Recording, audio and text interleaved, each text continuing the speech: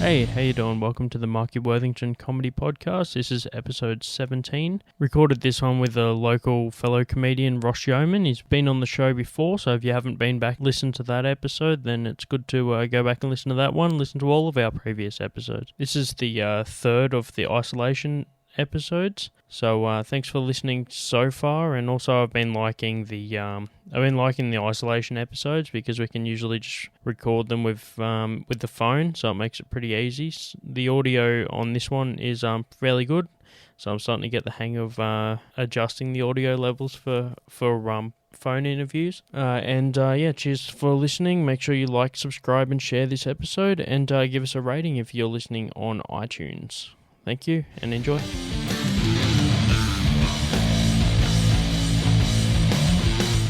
Cool.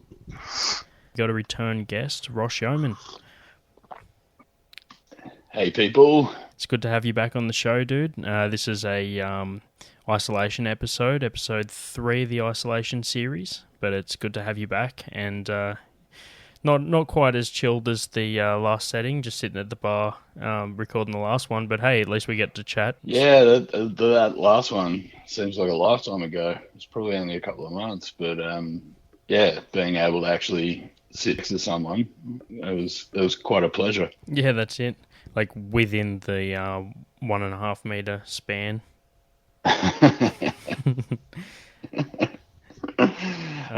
can tell you now, I'm very happy that this is an audio medium, because my depression beard, like, I know you have a great beard, but I just have a depression beard that is getting grosser and grosser by the day, and I'm not going to shave it. I refuse to until the lockdown's lifted and I have to go in public. That's excellent, man. So you're just working at home at the moment, or? Yeah, it was pretty interesting because a while back, I got a call from my boss saying, "Look, mate, we're gonna have to let go of like contractors, and because I work on like projects which are not exactly essential, they're working on enhancing future state stuff." Yep. And he was like, "Look, we're redirecting everything to business critical activities," which made perfect sense. And he was like, "Look, I'm going to try and do something, but I might have to give you 2 weeks notice. I just want to give you the heads up." Like, he's a really good guy. And then a week or two later, I think it was around the time the stimulus packages started coming out, I think the whole public service just shifted, and they decided, we'll just keep all the contractors employed. We just want everyone in a job so that we don't continue to stack up the Centrelink queue, you know what I mean? Yeah. Like, if they can offer the work, it's best to keep people on than to just add to the problem. Yeah, I mean, when I joined the public service at a tragically young age, and I remember about 3 months in thinking that the public service was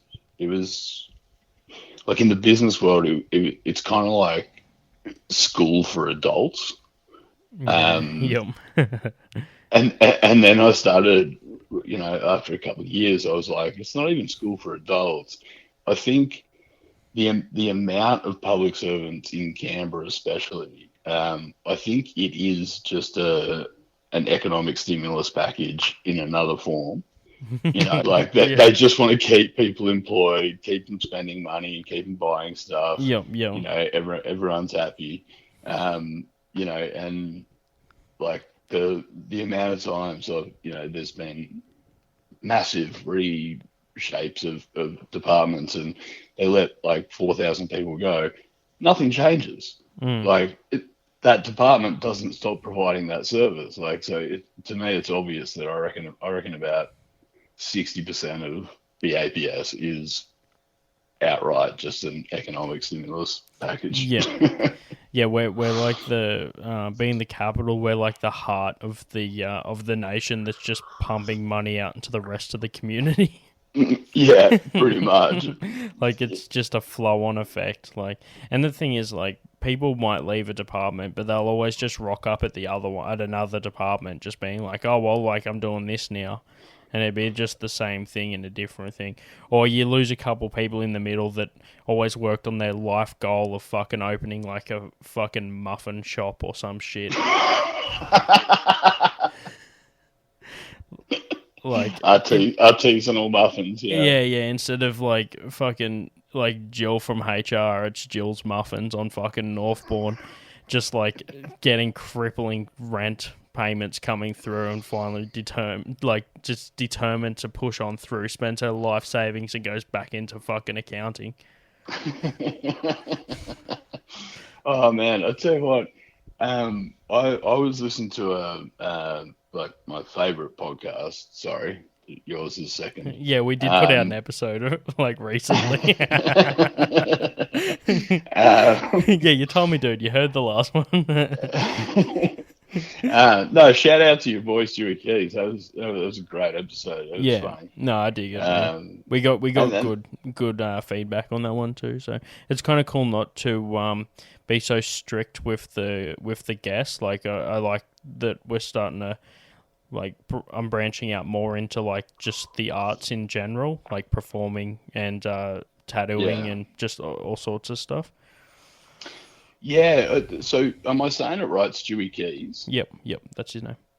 That is an awesome name. Yeah, I know, right? That's like a movie character name. Yeah, exactly. You know, like, that you wouldn't think would really happen in the real world. Yeah, you know how people say like, oh, it sounds like a 90s rapper? Oh, yeah. Well, like, he sounds like a rapper from the future. Like, soon other rappers will have names closer to that. They haven't caught up yet. Yeah. Well, I don't know the guy, but I envy his name. It's a fucking great name. Yeah, dude, that's up there with like Max Power and shit. That just made me think of when Bach gets brought into the Navy. To the subliminal messages and shit. Yeah. But when he first gets picked up by the recruiter, and the guys and Bart says, "Who are you?" and he says, "All in good time." And then he goes, "It says here, you're LT Smash. The time has come."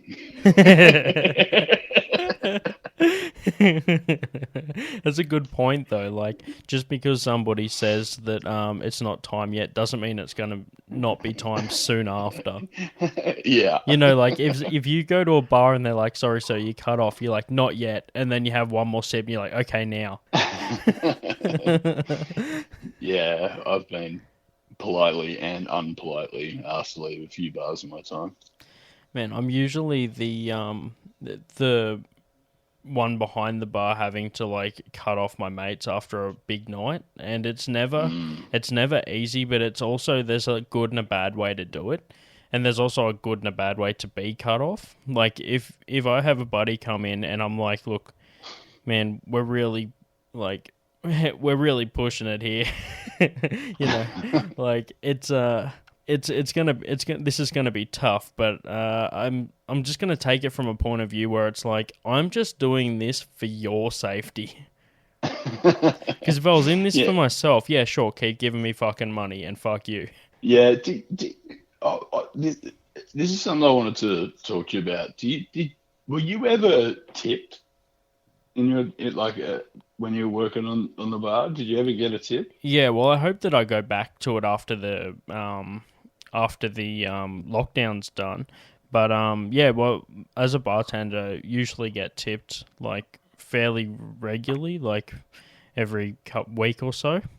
But it's always more common when we have like international bands, like American bands coming through. They're more likely to tip. Yeah. But yeah, this is not really an Australian custom to tip, but it's always great when it happens because it's like still a thing that people do. It's just not very common. But yeah, it just makes your night though, because you're like, oh man, like because we actually get paid decent wages and we don't rely on tips. So when you get tip money, it's like next level. Yeah, well, so like I was saying, my favorite podcast gave me this idea, and to all the listeners, I strongly recommend you check out Making Sense with Sam Harris. I think he's one of the clearest voices at the moment, especially in all this confusion. But the only one not making sense right now is me off that shout out. Is that with a C or an S? No, Making Sense. Yeah. But royalty checks come, and for some actors, it's like a mere few cents for like something they did in like '91. Oh, like when Seinfeld's getting the 12-cent checks from China. Yeah, well, I feel like Seinfeld's still getting mad checks from shit. Oh, dude, that guy's getting residuals up the yin yang. Like, yeah. Yeah, I can't remember who it was, but it was. I think it was only like the third open mic I'd done. It might have been Billy Macon. We were talking about like comedians we liked, and I like Seinfeld. The I'm Telling You for the Last Time album I used to listen to all the time as a kid. Coincidentally, told you more than once. But I think it might have been Billy, and I'm sorry, Billy, if I'm misrepresenting you, but someone said to me, like, fuck that, Seinfeld, that guy made a career out of 1 hour of material. And I thought, yeah, that's kind of true. Yeah. I think if you take Larry David out of the equation, he probably wouldn't have been as successful. Yeah, dude. No, for sure. That also, I mean, hey, he'll comment below or not, whatever, I don't give a fuck, but like that definitely sounds like something Bill would say. Man. Back to your podcast, sorry. Yeah, no, Making Sense, Sam Harris. Everyone should check that out. He was having a conversation, and there were two really interesting things that struck out to me.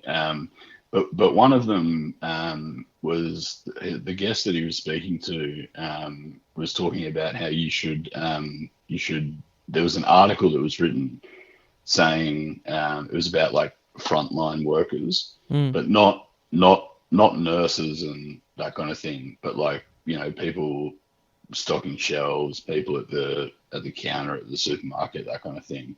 Yep. And this article was written saying, "Don't call us heroes. We're actually victims." Yeah.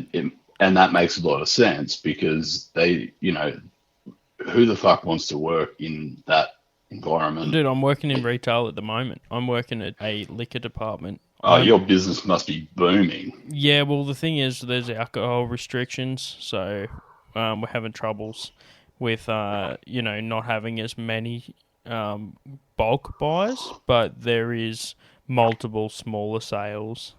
Okay. And people that I'm serving are saying, like, I usually get a couple of people a week that say, like, I don't normally drink, but hey, what the hell? Yeah, and you're like, yeah, you told me that yesterday. The funny thing is, like, the people that often buy bottles and say that it's like for their friends and stuff are still buying the same bottles, but not saying that there's for a friend. Like, they're just like, the joke's over. Like, I get it, they're for you. Oh, mate, I went to detox once when I was a younger man, and like AA, or did you just go straight to? Oh, like in the hospital. Oh, right, okay, yeah. Detox. Yeah, no, I don't. I'm not on that side of it yet. I don't know. Yeah, sorry, I shouldn't just assume knowledge that everyone knows what detox is. Oh no, most of the listeners to this show would, but I'm just not really familiar. Most of the listeners to this show. Such respect for your audience. Yeah. Lap it up, you pigs. But no, when I was in there, like you get through the worst of it, and then you got to spend a couple more days in there, and it's a confined space with strangers and that kind of thing. And everyone starts swapping war stories, of like, oh, is this how I ended up here, that kind of thing. And there was this one lady, she was about 50, And she'd been buying like bottles of spirits, like you were just saying, and doing it from different bottle shops, and always pretending that it was a gift for someone. Mm. And so she would always buy the like that little gift bag like type thing Yeah, that you can yeah. put a bottle of spirits in. Yeah. And she was saying that what made her realize she had a problem was that she opened her cupboard once and it like was overflowing with these gift bags that she'd been pretending to. It's funny because it's tragic. Back to what we were saying before, like she never mentioned who the gift was for. She may have went home and had her own little like presentation process before she drank the bottle herself.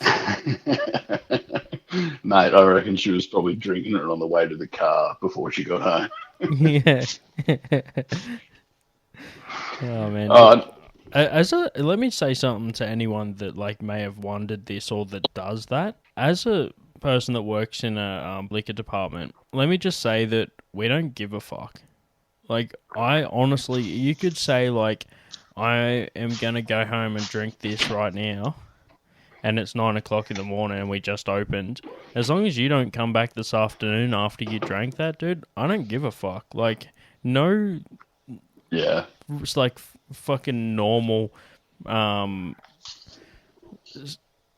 There's no real judgment like that. Like, you're judging yourself harder than I ever would if you're gonna say that at the register. Yeah, it's anyone making an excuse at a bottle shop is clearly aware that they're doing something detrimental, and there's a level of self-shame where they're trying to apologize to the wrong person. Yeah, I think. Yeah, they're convincing themselves, not you. Yeah, definitely.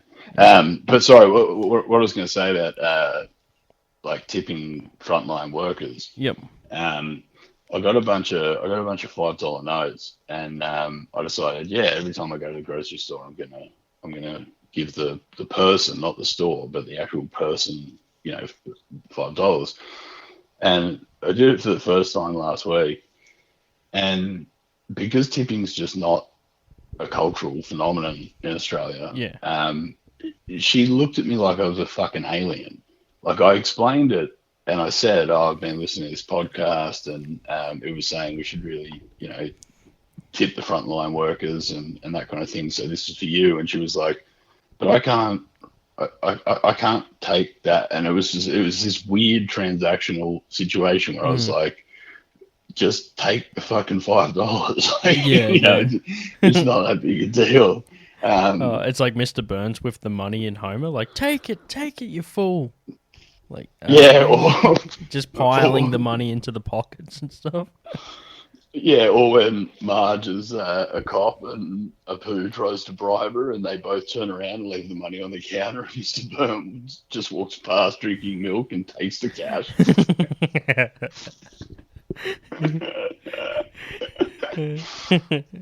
Fucking hell. I wanted, after like listening to your last episode, I wanted to ask you, do you have, can you narrow it down to a favorite Simpsons episode? That's a tough one, man, because sometimes something that I like about a whole episode might be just one split scene. So the hardest part about that would be finding like an episode that has more than one of those moments in it. Yeah. And at the moment, my favorite one would probably be when Homer becomes a boxer. Oh, and Mo lifts him out of the ring. Yeah, just because I'm a massive Mo fan. Like, I reckon between Mo and Quentin Tarantino's character in Death Proof, he does a cameo in there as the bartender. Yeah. Between those two, you've got the perfect bartender. That's coming from a bartender. Yeah, so like I've done the legwork, but I can tell you for a fact, like Mo is definitely one of my favorites, if not my favorite Simpsons character, and that episode's really Mo heavy. So that's why I like that one. Yeah, I understand like the like scene for scene, like what's funniest and what sticks in your mind and that kind of thing. That Mo boxer, Homer becoming a boxer episode, the funniest thing to me in the world is Dredrick Tatum. Yeah. Like the obvious Mike Tyson. Yeah, even with the manager and everything. Yeah, he's still got the guy who uses words like fustigate and all that kind of shit. Don King. He's in the prison, and it's like everyone is just going fucking insane, and he's like, hey, keep it down, and everyone just like, sorry, champ. Sorry, champ. Yeah, sorry, champ. But when someone's going to write the actual quote, like I fucked up the quote, someone's going to like write the fucking word for word, okay, Google fucking response to that. My favorite part of that episode is when Dredrick Tatum is talking to the media. Yeah. And he quotes, it's almost a quote from Tyson. Talking about how like he respects his opponent. Yeah. But the Simpsons flip it, and he's like, because he's got a lisp and everything. He's got like, everything. Right. Yeah, like and he's like, I respect Mr. Simpson. I don't mean to, any malice or blah blah blah or whatever it is. And then he goes, but I plan to make orphans of his children. and then the news guy goes, he has a wife, champ. And he goes, I am assuming she will die of grief. It is that, like, oh my God. Oh, like when you look at that compared to actual Mike Tyson, not too far different. But then you look at actual Mike Tyson now compared to Mike Tyson then, and you're like, holy shit, that dude's changed. Oh, yeah. I mean, did you listen to him on Joe Rogan? Yeah. Yep. Yeah, that was awesome. Like, and it's weird. Like, he's kind of like these days he kind of seems like a cuddly teddy bear. Yeah.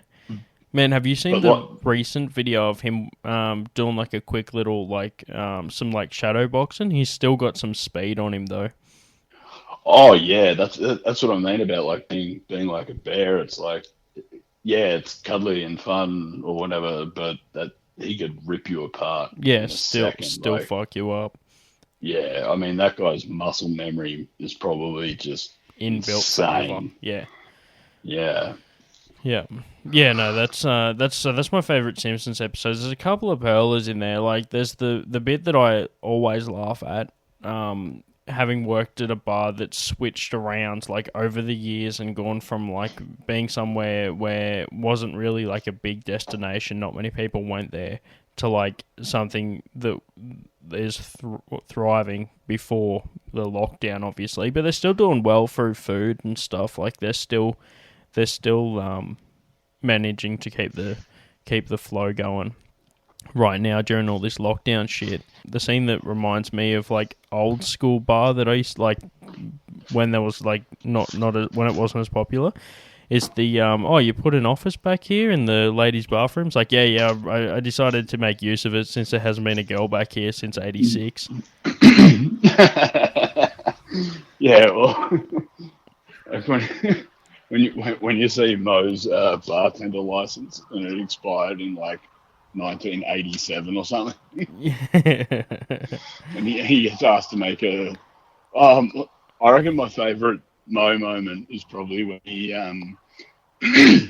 they're doing the B sharps. Yeah, and so you've got that Yoko Ono sort of rip-off character.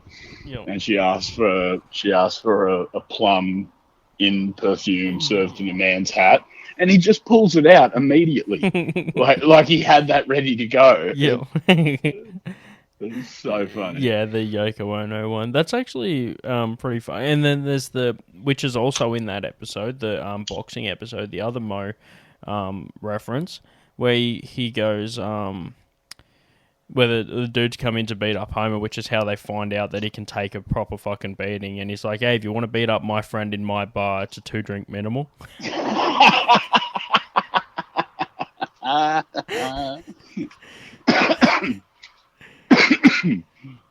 Yeah, I remember because I rediscovered The Simpsons. Because obviously, Yeah, you're like a born again fan. Yeah, well, I mean, because it first aired in like 1990, Yeah. and I was 5, and Yep. so I just liked it because it was a cartoon, and I thought Bart was cool or whatever. And then it wasn't until I think I was like in year 12 or something. I was like, I should really go back and revisit that. And then you catch all the like political and religious jokes and just how clever it is and everything else that you missed the first time. But I remember even as a kid laughing at the scene where some guys come in, they're causing trouble or whatever in the bar, and and Mo says, "Barney, show him the exit," and Barney goes, "There's an exit." I think even in my child brain, I was able to realise that's funny and depressing. Man, see, the best thing I liked about it was, well, rewatching it now, it's kind of got some timestamps in there where you're like, oh, dude, I remember when that shit was like the current, like a current issue, and Simpsons addressed it on the show. The other thing about it was when you rewatch it and you're like, oh, I get the humour that wasn't in it the first time that I watched it when I was younger, or like when I used to watch it with like my parents, or like, you know, my dad's friend's kid that was older than me or some shit. He'd be laughing at different spots than I would be. So it was like something that we could both watch and then we'd find our own humour in the same thing. Yeah, it's I mean it's an absolute masterpiece. I mean they should have stopped at about season 12, I think. Like I've been to multiple Simpsons trivia nights, and they just restricted to seasons 1 to 10. Yeah, because like those are the good seasons, and then everything kind of went off the rails, and a lot of that was because he was David S. Cohen on The Simpsons, the writer. Yep. He moved over to do Futurama, and he had to change his name because of the writing guild or some bullshit. Oh, okay. Yeah, so he was David X Cohen on, and I reckon a lot of the time he went with him from The Simpsons to the inspiration for Futurama and all that sort of thing. Yeah, okay. No, that's a good point with the timestamp up to 12. Like I watched it was probably the reason I still have a Disney Plus subscription is because Simpsons. The thing that I didn't really get into, well, no, I did get into Futurama. I just never found it again where I could I never put the time aside to watch it properly, like I did with Simpsons and Family Guy and the other shows that I watch. I feel like Futurama would have potential for me to get into it as well. I just haven't really just sat down and watched it. Dude, I have the first 4 seasons on DVD. I will happily deliver them to your house. Futurama for me, it's like I have a Simpsons tattoo, and Futurama is like edging, almost being better. Yeah, Futurama is so fucking brilliant, and the simplicity of Fry as a character. He's just got the biggest heart. He's always trying to do the right thing, but he is just thick as bricks, and he doesn't really understand the consequences of anything that's happening around him. Yeah. He's just the most lovable guy in the world. Yeah, I dig that, man. I remember when it kind of came out, and I started watching it like as it came out, and then once it was stopped kind of being on TV and stuff, that's when I lost it. And I'd happily come back and rewatch it, just like I've done with Family Guy and The Simpsons. Yeah, honestly, man, I'll give you the DVDs because it's unreal, and the DVDs you get I'm so much of a Simpsons nerd. I've watched like almost every the reason it takes The Simpsons so long to put out the DVDs is that for every single episode, they do an audio track, like a commentary track over it, and they have macaroning on every single one of them, and then they have one of the showrunners, like David S. Cohen or someone like that, or and then they have someone like Nancy Cartwright or or Lisa or something like that. And so it takes them forever to do it, and that's why it took so long for them to come out and all that kind of thing. And it was still like an emerging medium at the time, like DVDs or Blu-ray or whatever. But yeah, like I've listened to, like I've watched every DVD commentary of The Simpsons, like seasons 1 through 10, and it's fascinating how much shit you learn, like in terms of what goes into them creating those episodes. When you go to trivia nights, is there people that just like have more knowledge than that? Like, do you have to deal with some people at trivia nights that have just got more knowledge than someone that sat there and watched all the commentary? The biggest trivia night for The Simpsons I went to was actually at the Hellenic Club, and originally they only had it was tables A to Z, 10 people. So that's already like 260 people. And then they had to add another 140 people because so many people were like buying tickets and saying, I want to come, to this thing. Yeah. And I actually got my cousin down, my older cousin, down to come to the trivia night. And so he and I were just absolute geeks about it, and sort of they'd ask questions like, how old is, Hans Moleman? And we didn't want to be assholes and just answer the question straight away. Like, we'd let the table discuss, and then we'd just quietly sort of go, yeah, he's 31. Just write down 31. But, so yeah, I think it reminds me of me when I did a escape room one time. Oh wow, you've actually done one of those. Yeah, so I did an escape. We'll get back to that Simpsons trivia in a sec. Just a side tangent. I went to an escape room with my buddy, and we got like super stuck on this puzzle. Because we both like our like puzzle games, survival horror, and this room that we chose was basically both of those in one. It was like horror themed puzzle sort of room. So we were just like, yeah, let's do this.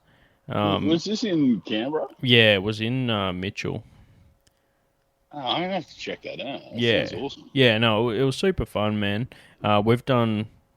We did one other since then, and we plan to do more of them. The worst part about them is they take so long to for them to set up and stuff, and there's a lot of thought that goes into them to make them like a really cool experience. But then once you do them, that's it. Like you can't do them again because all the puzzles, right? So it's like a lot of work just for the hour that you'll be in there, less than that if you're good.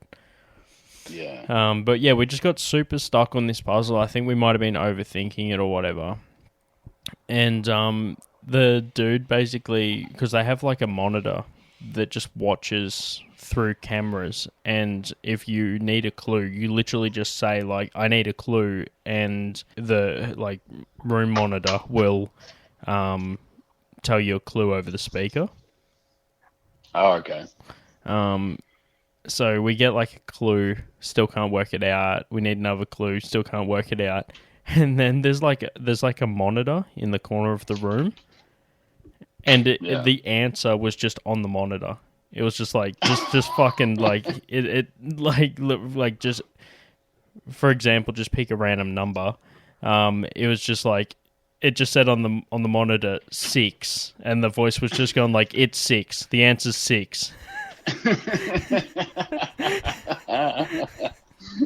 So the people watching you do this that they'd set up for hours were so sick of you guys trying to break this code. They were like, guys, for fuck's sake. Yeah, it's just here's the like. It's not like trying to be. We're not trying to like make it mysterious or anything anymore. Just fucking like it's this.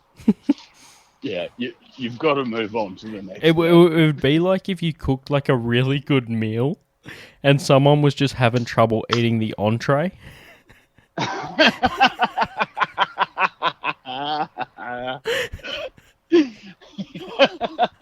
You know, no, seriously, there's more to come. Like, Yeah, hurry up.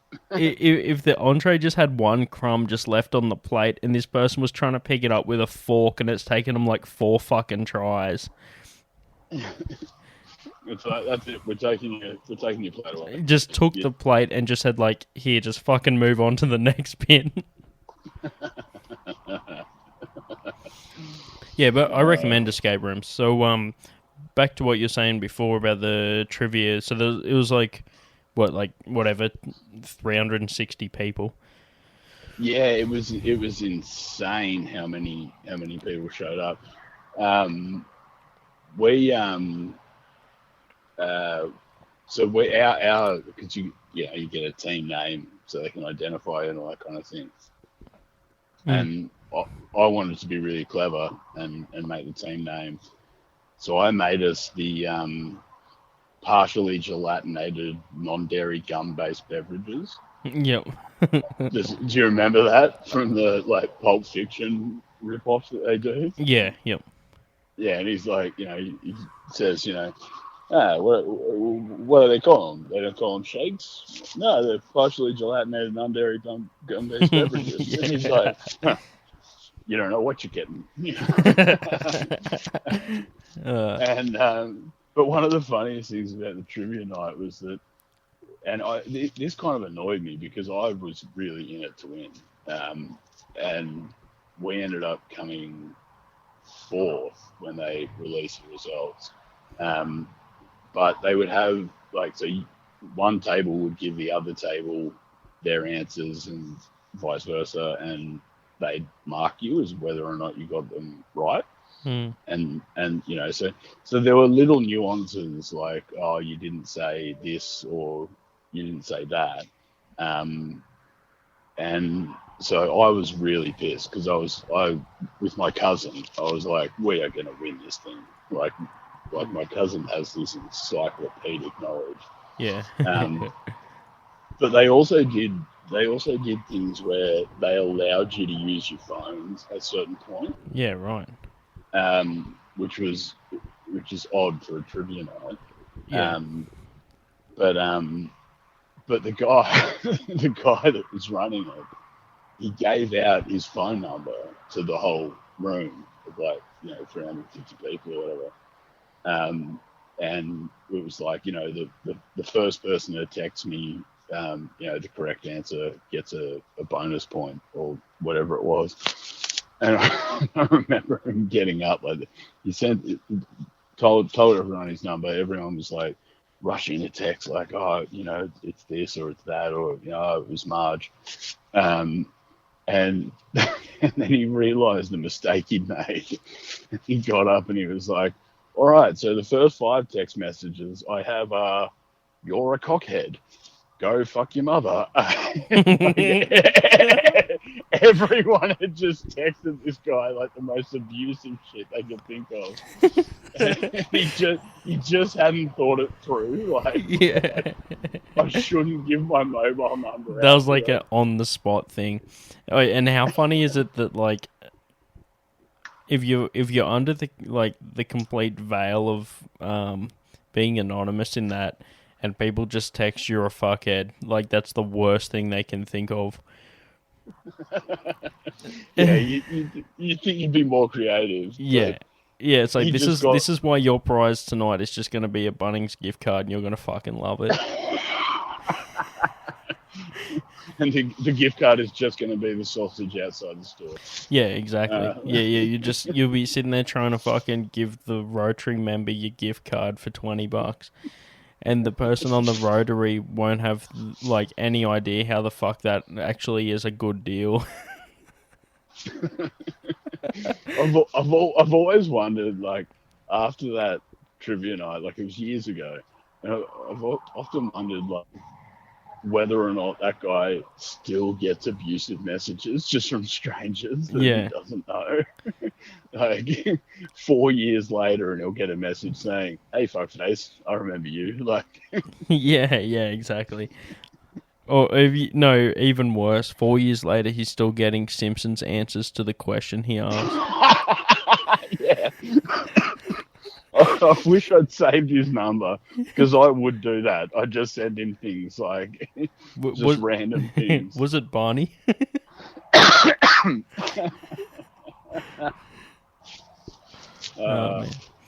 Yeah. But in terms of a favorite episode, I can't go past Lisa the Vegetarian. It is like that episode is so densely packed with jokes.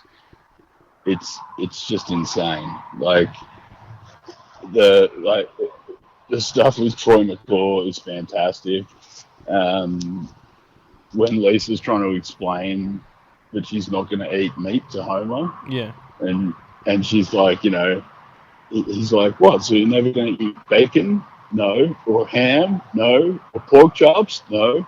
Like that all comes from the same animal. Yes, Lisa. A magical animal. And the propaganda film that they play to the students. Yeah. Where it shows them like how meat's made and all that kind of thing.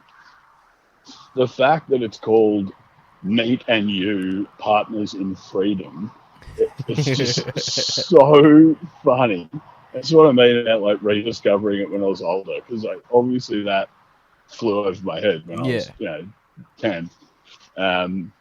But fuck me, like that is too funny, and the way Skinner introduces the film, where he's like a certain agitator, let's call her Lisa S. Wait, no, that's too obvious.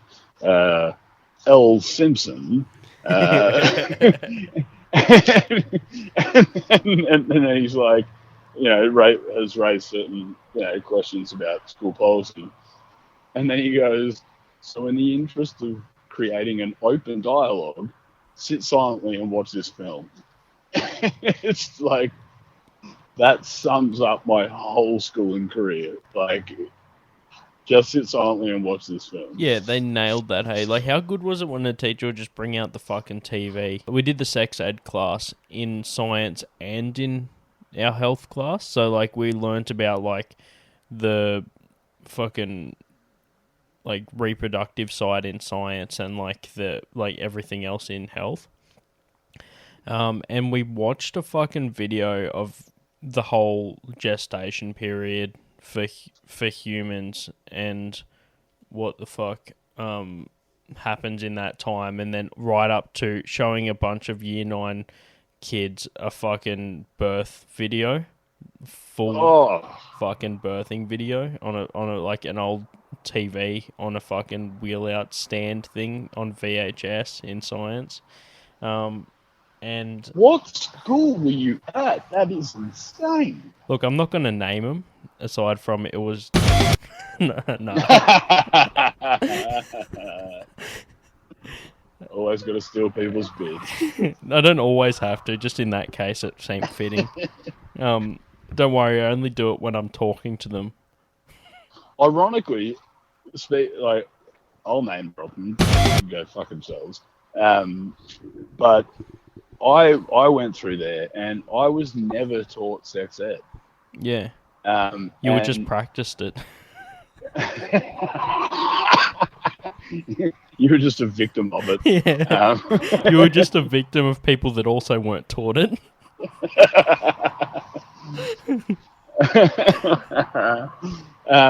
No, I was never taught sex ed. And I remember this, like, I found all my old school books once when I was at my mum's place, and I looked at all these pages, and it was stuff that was glued into our, into our textbooks or whatever. Yeah. And it was all the sex ed material, like all the, how everything worked, and how periods work and, what an erection is, sperm Yeah, and all the shit. fucking shit, yeah.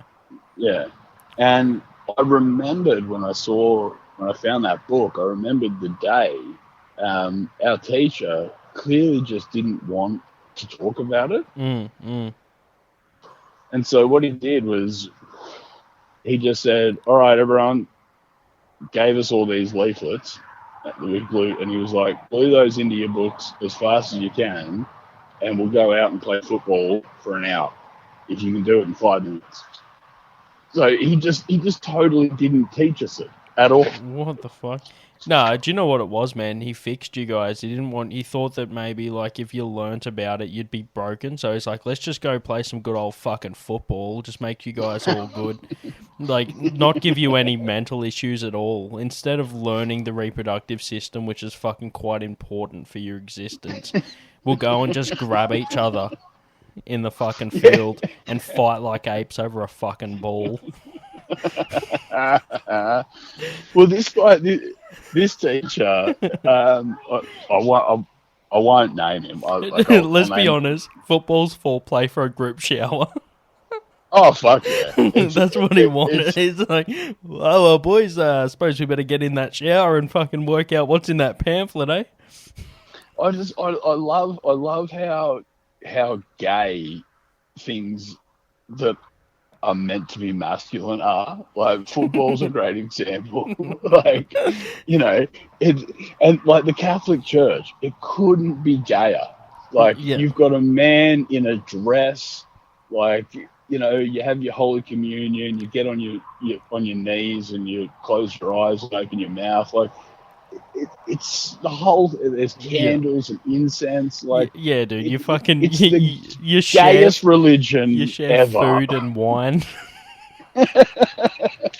Yeah, and you're told you're consuming the body of someone. Yeah, and it's so gross. It's so gay. Like, it's unbelievable how gay the Catholic Church is. It's like when you flip that as well, like, football's meant to be manly, but like when you think about it, horse riding actually pretty manly, comes off as what you'd think. Like, I reckon that, like, if you didn't show anyone football or horse racing and you just showed them the athletes or the people that are in athletes, the fucking people that participate in it, they'd be like, all right, so all the ones that are running around in the field grabbing each other are those little dudes, I'm assuming. I've always found that fascinating. Like, do you decide to become a jockey, or do you realise you're not going to grow above 4'8", and then you go, that's my only career choice? Like, I don't understand how jockeys enter that profession. I think that I would watch more jockeys if they weren't riding horses and they were just getting mad and fucking fighting each other. Like, if they did UFC with ex-jockeys...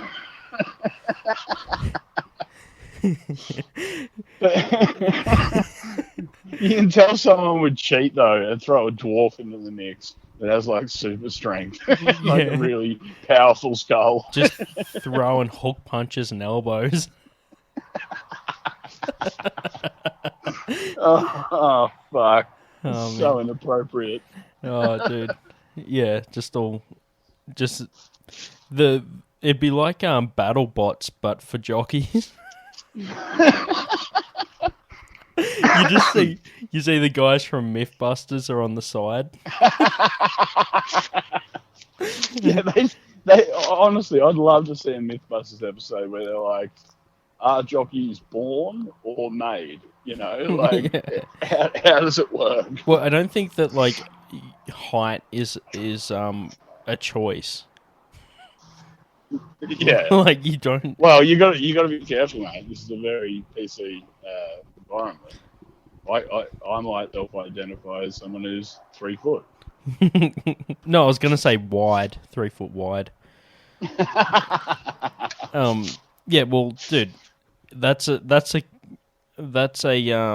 very common, actually. As someone that's 5'7", and I think everybody else under 6 foot, I identify as someone that's 6'5", but it just doesn't fucking work that way. Oh, dude, have you ever met someone who's over 7 foot? Nah, never. One of my mate, a friend of a friend, is like 7'2", I think. And when I first met him, it was like really inappropriate. But I just like, they opened the door and I saw him, and it was like that scene from It Follows, where that giant comes through the door. Like, yeah, I just got introduced to him, and I just went, "Fuck me!" And like, I was scared, like visibly scared. It's insane how, like, all it is an additional foot. Like, I think I'm 6'1" or something. Yeah. But the thing is eye level. So like if you're 5'7", your eye level hits like my, jaw or whatever. Yeah. And that's how we, obviously perceive the world and that kind of thing. And the fact that I literally have to tilt my head up to look at this guy's eyes, it was terrifying. Yeah. And the thing is, though, I don't know if it's like a physical thing or whether it's just like a mental. Like, if the fact that dude could just punch you in the top of the head is scary. Yeah, where like there's an element of like a physical advantage. As you look at someone else, you've got to think like there must be some part that just goes, all right, so how would I attack a fight with this person? And maybe that's why it's not so... I don't know, would you have the same reaction if someone was like, oh, this is my friend George, and opened the door and a 3-foot person walked out? If you just acted like that scene at the start of Jurassic Park where fucking Sam Neill sees the dinosaur for the first time. The music plays. Yeah, there's so many good mashups of that scene. Oh, it's fantastic. No, it's fucking great, man. But dude, I actually thinking of that. When I was in primary school, we had a teacher's assistant that was really tall. Not over 7, but like probably 6, 7. Yeah. And the thing was, we were in like a demountable classroom, so the ceiling is already lower than normal. And you can just tell that our teacher kind of was like, you could tell he was kind of having a bit of a laugh. Like, he was super serious, but you could just fucking tell that he was like, all right, let's see how this fucking goes. So he gets this teacher's assistant out in the little alcove and just keeps the door shut, like in Kindergarten Cop when they introduced fucking John Kimball. And it's not a tumor. Yeah. So he's just like, all right, this is going to be our new teacher's assistant. He opens the door and this motherfucker ducks to get through the door and would have just looked down to a whole class of people with their fucking jaws on the desk. And the funniest part about it, dude, was like, he worked at one of the shops downtown as well. Like one weekend, Dad and I went into like a news agency or some shit. And I'm just like, oh, Dad, that's like my, that's the new teacher's aide at school. And Dad just goes, oh, I thought they just had him to pack the top shelves here. And I was just like, see, Dad, everything has a specific purpose. just going for that practical angle. Yeah. Fuck, that just reminded me, the public school that I went to after the Catholic school, and the public school I won't name because I respect it. There was a teacher there. He taught PE. He was like, I think he was about like 6'8". Like, he was a fucking giant, right? Yeah.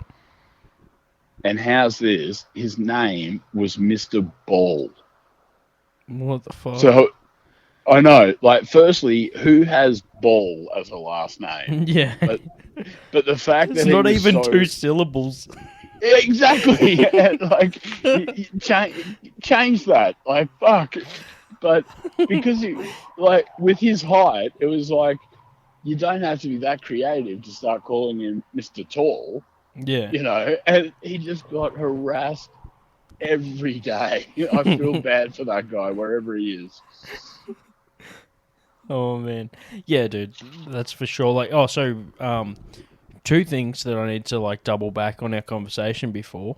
One, we're in science class watching a fucking video of a chick give birth. Now this video's on VHS. It's done the fucking rounds, and let me just tell you, this shit was filmed a fucking long time before I seen it. And if I could describe the video in 2 words, I'd say full bush.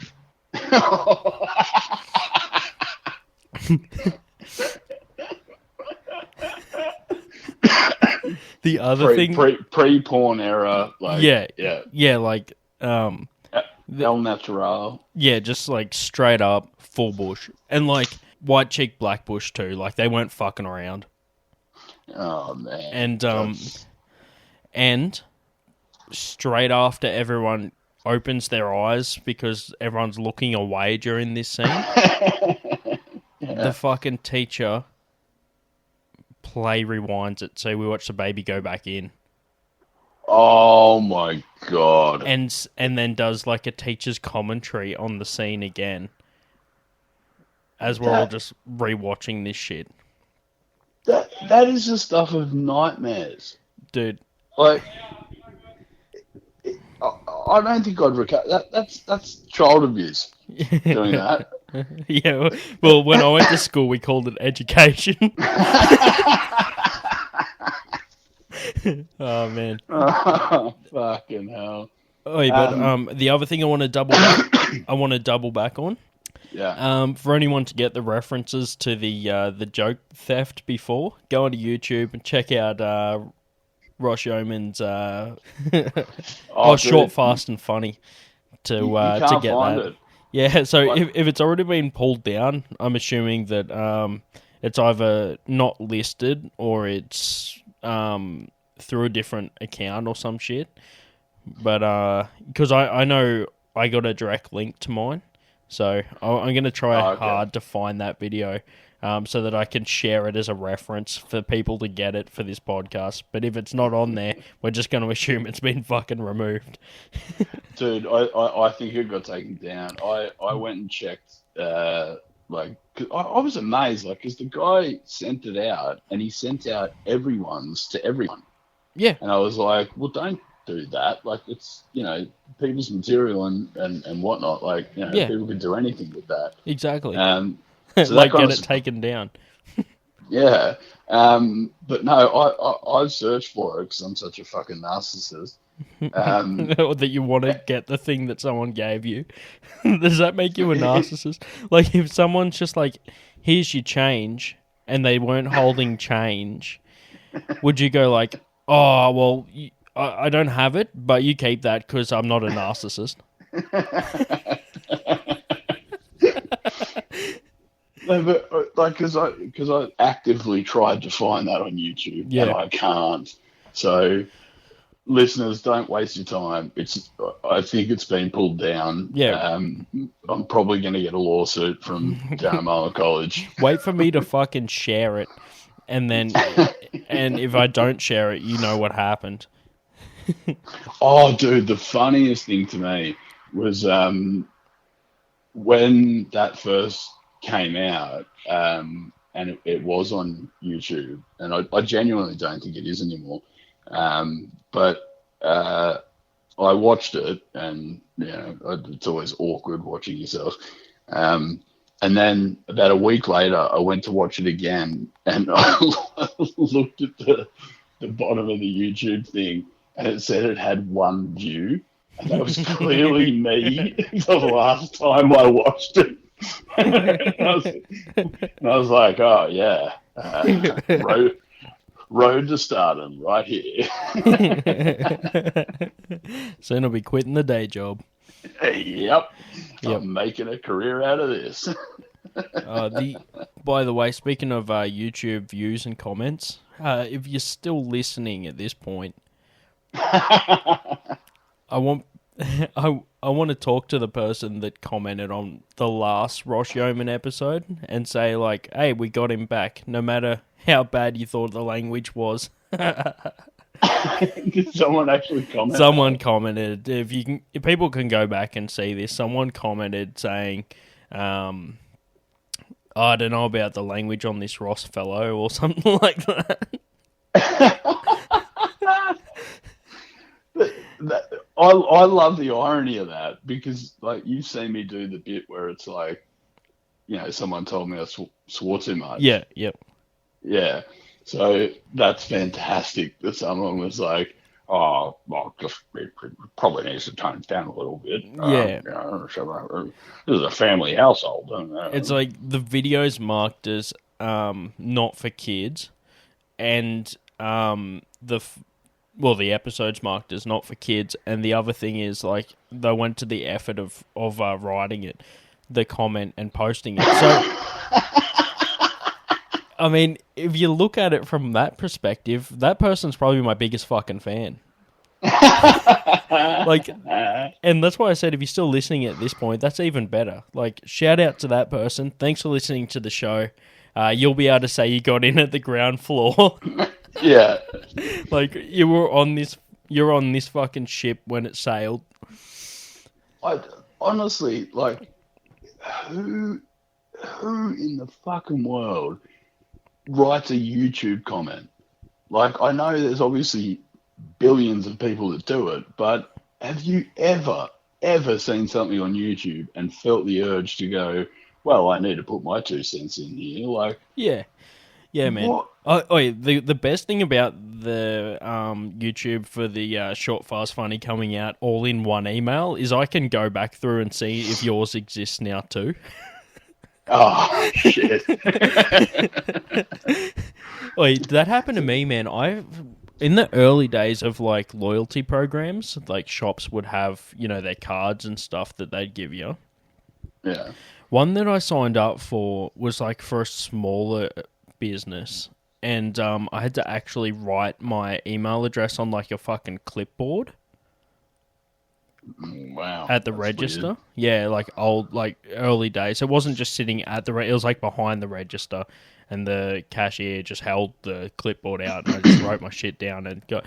The first communication I got from that business was just an email with everyone in the to field.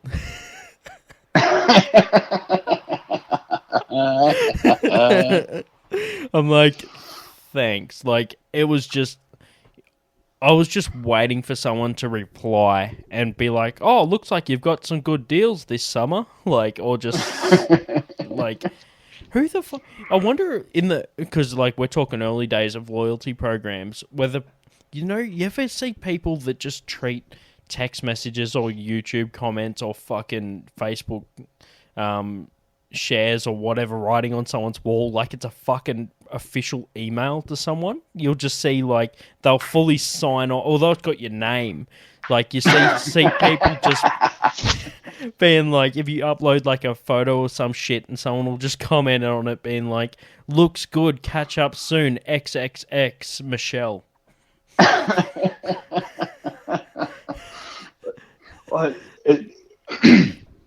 Honestly, like, technology just brings out the best and worst of us. It's just fun to sit back and watch the shit show.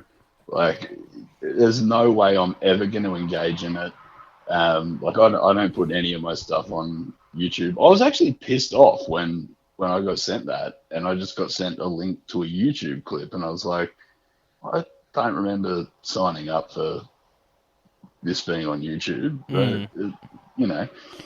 but I am pretty confident it's been taken down, so I'm not too worried about it. The one I believe that they were edited anyway, so there was some editing done before they were posted to try and conceal some of the shit. But to be honest with you, man, like, for people like yourself and me, and I'm not talking on behalf of all comedians, but I just think in your situation, and definitely in mine, editing videos to put them up, as I edit most of this fucking podcast out. Like, if you guys aren't listening right now and you're up to 1 hour, 5 minutes and 48 seconds, I definitely edited some shit out of this. And you can use that timestamp right now to work exactly how much of this I cut out, just so that you can fucking piece together with your fucking pin boards and string tied between the photos on your wall. Exactly what the fuck I said in this episode. Like Charlie in Always Sunny in Philadelphia, where he's got the map about Yeah. and There's a comedian I watched. Oh, I think it was it was Luke Heggie. He's an Australian comedian. You can find this bit online. And he has this bit where he basically said some people have so many photos on their cubicle wall of their kids, it looks like they're more so trying to find them after a mystery.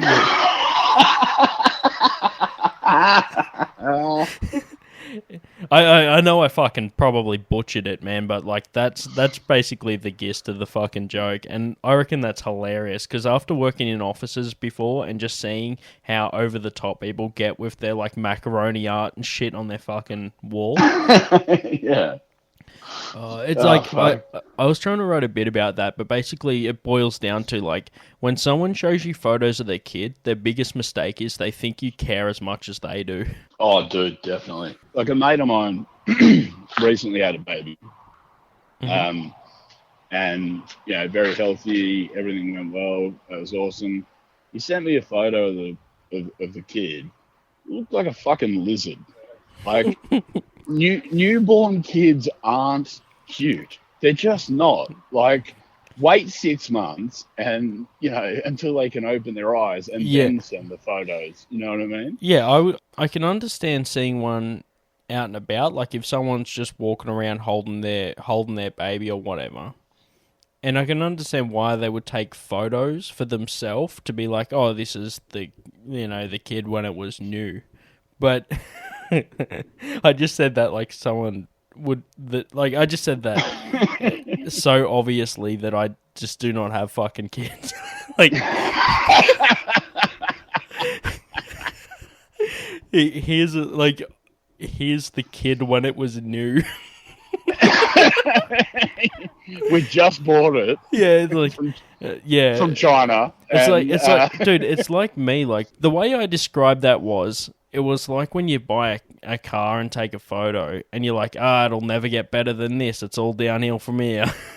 Yeah, it's just you get that fucking. You like, I can understand that, but why would you take like an early like pre-6 week photo and then show it to people? That's for the fucking archives. That's not for like your friends to look at. No, and it's amazing how invasive, like in terms of privacy, some parents are with their kids. Like I've seen parents, like I've seen mates post stuff of their kids where they're naked in a swimming pool, and it's like, yeah, I get it. Like, you had a fun day and you made an inflatable swimming pool or fucking whatever, but that could be repurposed as fucking child pornography. What the fuck are you doing? Like, yeah, why the fuck would you post that? Dude, like, it just goes back to before the internet. People would just have their photos of their kids, and then when they were old enough, they would go, oh, here, take these fucking photos of you when you were a kid and hold on to them for the rest of your life and then give them to your fucking kid. But now people are just posting them online. They're not just like a physical thing that you just hand down. They're fucking out there for everybody. Yeah, and and that's the thing. It's like everyone in the world can view that, copy it, share it, redistribute it, whatever. Like, it's insane to me. It's like, that old adage of like, if your house is burning down, the first thing you'd save would be the photo album. And that just doesn't hold true anymore. Like, the first thing you'd try and save is your phone. Yeah. Because it's got all the shit that you like. Yeah. Do you know what I mean? Like, it's got all the photos. Yeah. Yeah, exactly. The shit that I fucking leave on hard drives, I'm just sitting there like, dude, I need to sort my fucking photos out because I'll get like a new phone, copy off all my shit onto like a hard drive, and then I've just moved the problem onto another fucking digital platform. And before you know it, I've just got like, oh fuck, there's instead of like a phone that I need to grab, there's like several hard drives, a fucking full desktop computer. Like I'm like coming out with like a fucking computer and like several hard drives, a fucking flash drive just hanging by the cord from my teeth. Do you watch Archer? Yeah, I've seen the first few seasons.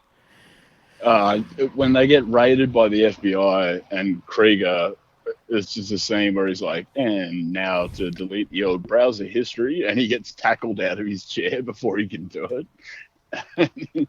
You can just imagine what's on his, because he's got the he's got the digital girlfriend and all that kind of thing. I think that came up in the last episode. We spoke about Archer.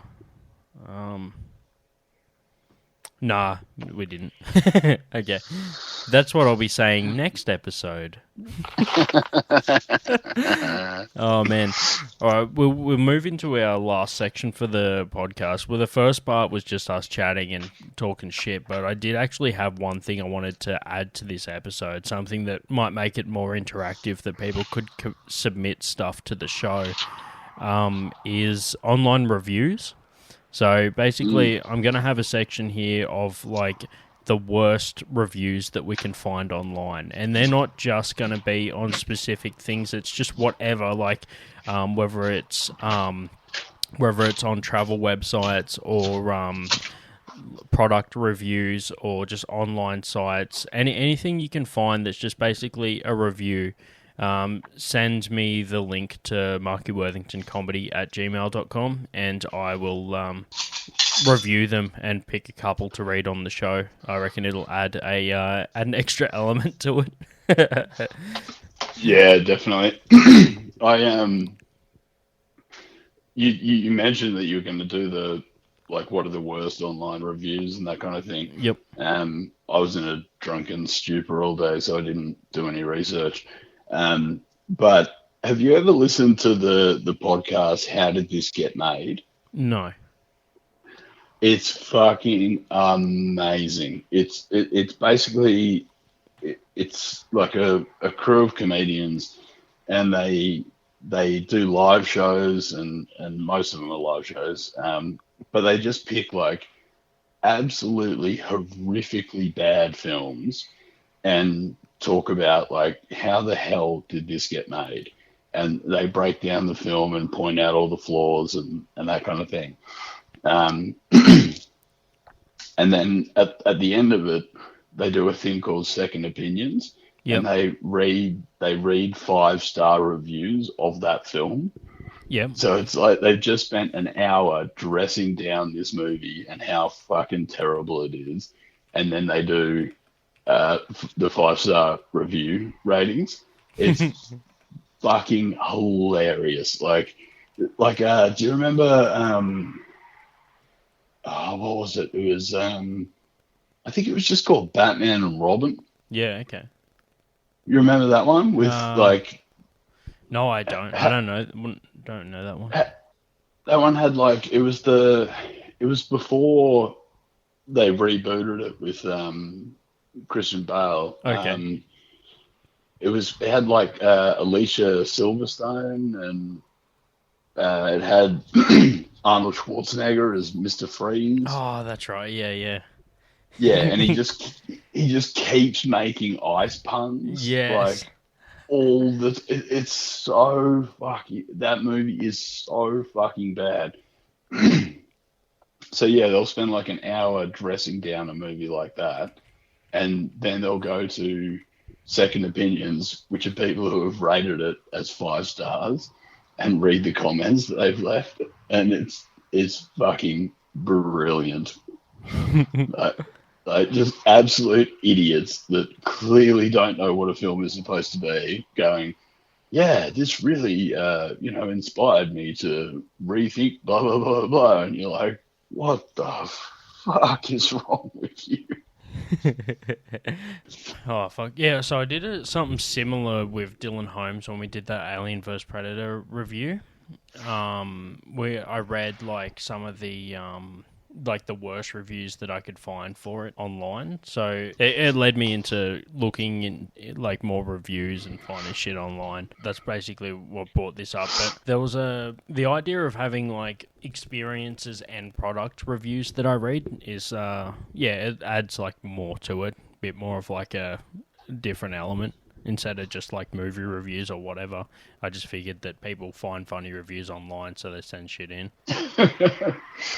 I, I just googled worst online reviews. Yeah. And a site came up that is what is it? It's the Better Advocate. I've butchered that name. But it was 11 worst reviews Australia has ever seen. Yeah. And I'll send this to you. The first one is I've had better snow delivered to me by a Lebanese Australian gentleman at 3:30 a.m. on a Tuesday, and it's for Kosciuszko National Park.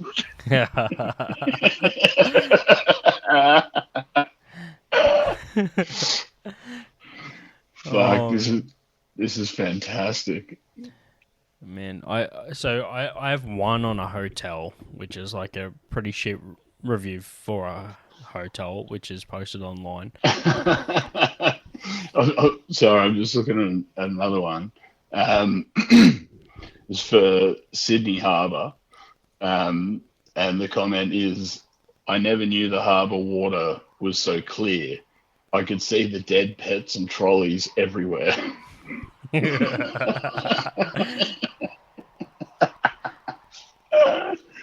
Oh fuck! This is why I get annoyed with people when they say, and myself when they say that they're bored. And it's like, in this day and age, you simply don't have the right to say that you're bored. Oh, man. There is so much entertainment and, interesting things that you can learn about, and, podcasts you can listen to, whatever else. If you're bored, you're just not paying attention. Even like good reviews, man. Are you looking some up? Yeah, like if you, whether it's like good or bad reviews, I just wanted to tell people how fucking hilarious it is to look up even good reviews on not as common products. So, like, first of all, I'll give you the hotel review that I was talking about before. A group of us travelled to spend the weekend and decided to stay here. Worst mistake. On arrival, we found that the hotel was boarded up. We then parked in a car park with a sign saying, "Park at your own risk." We then headed up to reception, which smelt like a public toilet. Heading into our rooms, which had cigarette butts on the way up to the room, and then when we got there, it also smelt like cigarettes and bleach. Which, to be honest, man, bleach, that's like some fucking... I'd rather it not smell like a cleaning agent than fucking bleach, because that's like some cover-up shit, right? Oh, fuck yeah, dude. If I smell bleach, I assume someone's dead. Yeah, dude, that's like... yeah, I think that I'd be like... But if you went to a mate's place and there was a really strong smell of bleach... But the place was fucking filthy. We got to remember, the place is fucking filthy, but it smells like bleach. Yeah.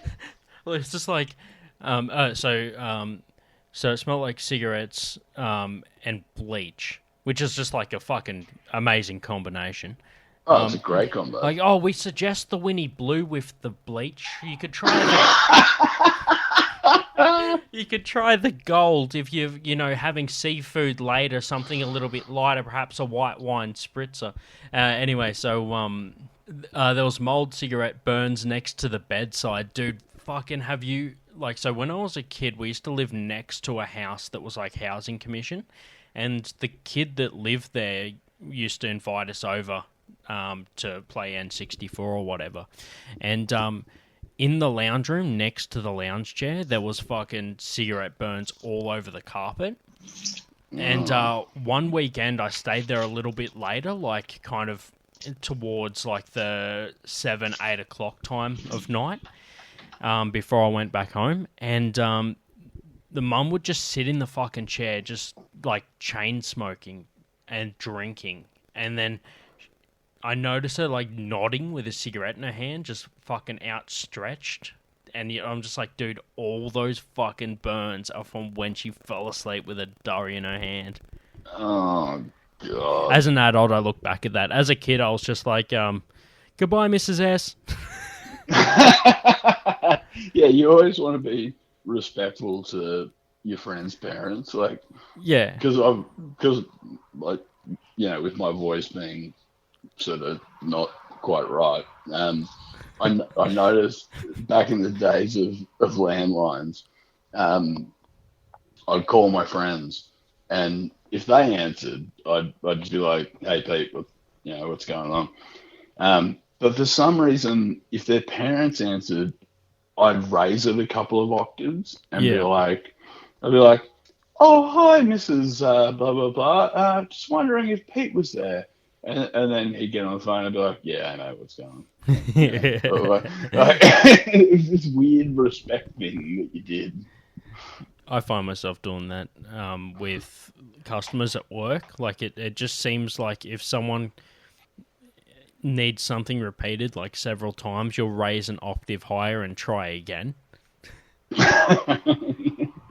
But basically, to wind the review up, they said that it also smelled of mold. There was mold stains in the chair cover. In the chair cover, the smoke detectors did not have any batteries in them, which that's fantastic.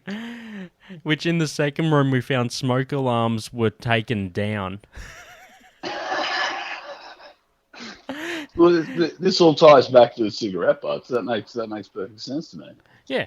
So they said they couldn't stay the night and had to find another hotel. Don't stay there. I love at the end of the fucking review they ended it with like, "Don't stay there," like as if you were just like, "All right, but what are you saying? Like, is this a yes or a?" It's like, fucking restaurant in Dixon gave everybody food poisoning that ate there. I was watching the news at the pub, and this guy's playing pool, and I'm trying to listen to the fucking news, and he's just blurting out between me and the TV. He's standing between the two of us. The two of us, meaning the TV is the other us. It's like, dude, shut up. I'm trying to hang out with a fucking TV.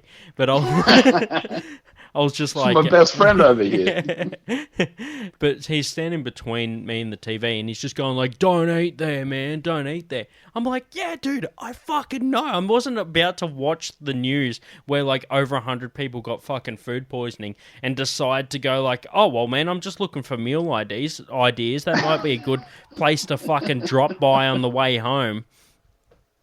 I always support new restaurants. I was just thinking that I might fucking drop in and have a little, have a bite to eat. It's like anything he was telling me, dude. That's like the people that just call the thing that's obvious just to make themselves feel better that they said the right thing.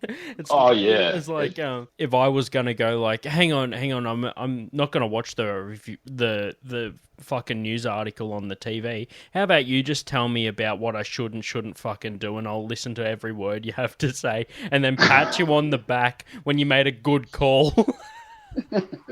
It's like it's like when there's a big boxing match or a big UFC fight happening in a bar, and your friend is commentating on the strategy that the person's using. And they're like, "See, he's keeping his left arm down and blah blah blah," and you're like, "How about you shut the fuck up and watch the actual fight? Like, these guys know what they're doing." Like, oh man, I fucking love that. And like, I'm guilty of that shit too, because I will like watch something, I'll be like, see how he's covering with the left? I'm that fucking douche that does that shit. But I do it to myself, and if people want to fucking listen, that's on them. Yeah, if people want, air quotes, to listen, yeah, like, you're just yelling it in a bar. anyone in your vicinity. Yeah. Look, mind you, I was turned facing the crowd with a microphone, pretending that I was fucking commentating. But hey, if you want to listen, that's on you. I remember watching the it was Mace Place. I think it was it might have been the McGregor Mayweather fight. Yep. And obviously everyone knew how that was going to pan out. Like, there's no way, McGregor was going to be able to hold his own. But well, there's no way now that the fight's already happened. Like, it's safe to say that. Oh no, I mean, yeah, but I mean, you got to think, like, he's an MMA fighter. Yeah, I get it. It's like if you've got like you've got a guy that is in that same industry, but just like a different fucking style. It doesn't make him great at that. Yeah, and as an MMA fighter, when he had to box, he just lost like 70% of his toolkit. Like, he couldn't use his legs, he couldn't use his arms, couldn't wrestle, he couldn't do anything like that. But I remember watching it, and the commentators were so fucking inept. Like, they were like, wow, we're not quite sure how this is going to pan out, and blah, blah, blah. And like, the first 2 rounds go through, and it's like, well, it looks like Mayweather's just doing his usual defensive maneuvers, that kind of thing. And the commentators just refused to take a position on anything. And I remember one of the commentators said something like, well, it's very hard to make a comment on this right now. And one of my mates piped up and said, like, imitating the commentator, and was like, yeah, I'd hate to have to do my job right now. Like, yeah, well, the only job you had was to commentate the fight, you fucking idiot. You know that, like, if he did his actual job after watching years of fights, he would just be like, oh, dude, there's no fucking way that McGregor's going to win this shit. Like, you're putting a seasoned boxer against a dude that mostly uses his legs and fights on the ground. But, like, he can't... What he means is, I can't commentate right now because if I did my job, I'd remove the fucking allure of this whole thing. Yeah. I mean, it obviously was just a payday for McGregor. But did you watch that fight? No, I didn't watch it live. I rewatched it once it was done. Oh, okay, yeah. Because it was so funny because he kept like hammer punching him on the top of the head. Yeah. And that's apparently technically not illegal in boxing. Yeah, right. But there was one moment when I remember McGregor took a hit and he instinctively went to kick. And it was like if he had followed through, he probably would have, broken his shin. Yeah. But it was just that it was that muscle memory. Like, he was just like, oh, shit. Yeah, exactly. I've been hit. It's like back at the top of the episode when we were talking about the, muscle memory from boxing. Like, it'd be the same with any other fucking thing.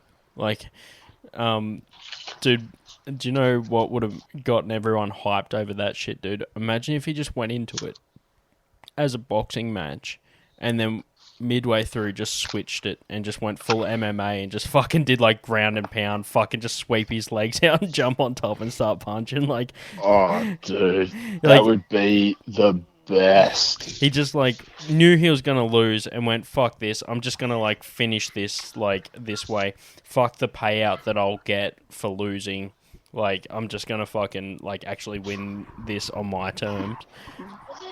Yeah, like he goes in and does like the Ryu from Street Fighter roundhouse kick and just takes his legs out and just pounds on them. Well, dude, if you took it on the same way round, if you said like, all right, well, like next time we'll go Mayweather versus McGregor UFC style, everyone's going to be tipping fucking McGregor. It's the same thing.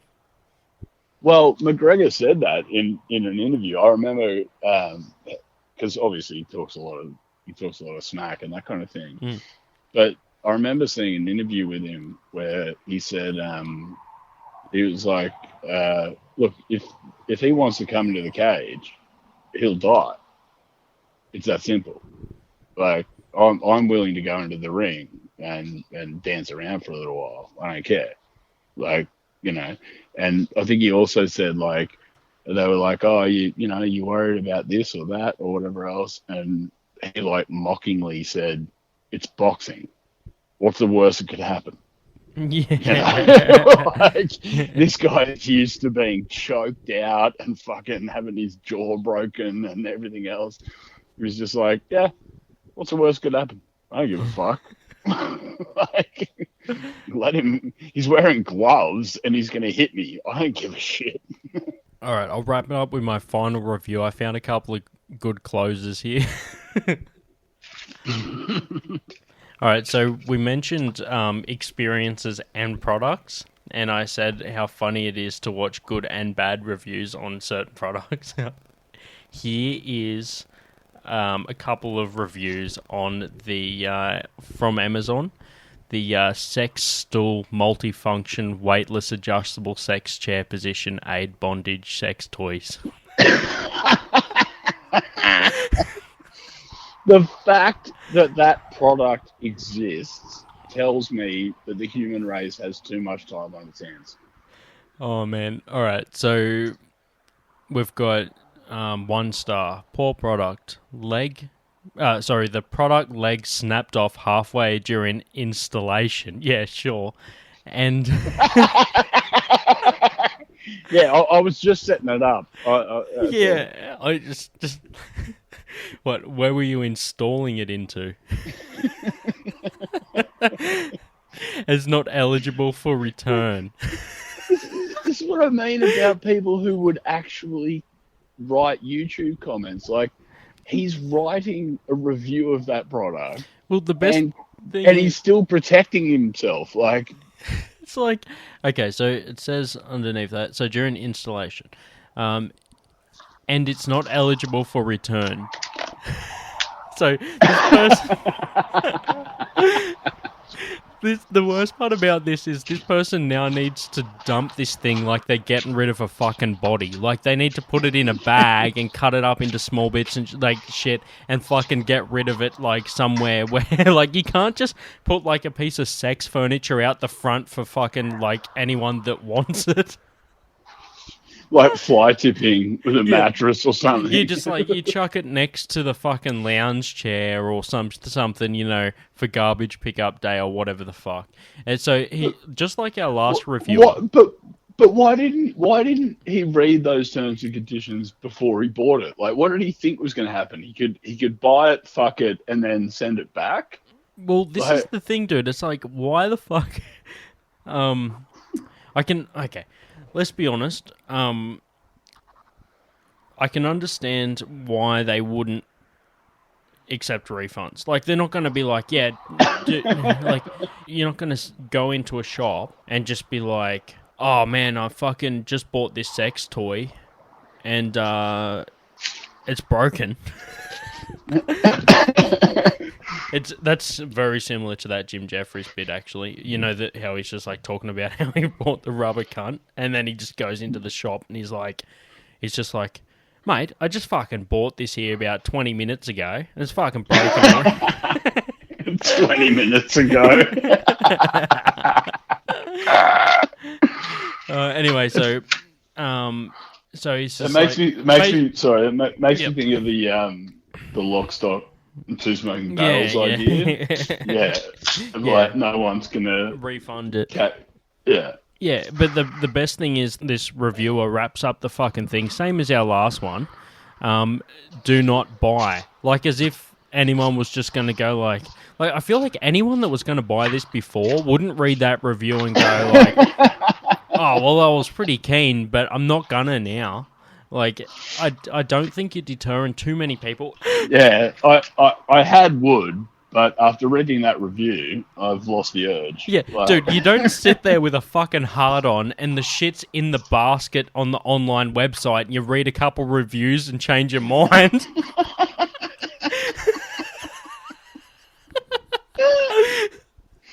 Oh, fuck. Man. Like, who the fuck does that? And then just like votes that review as helpful and logs off.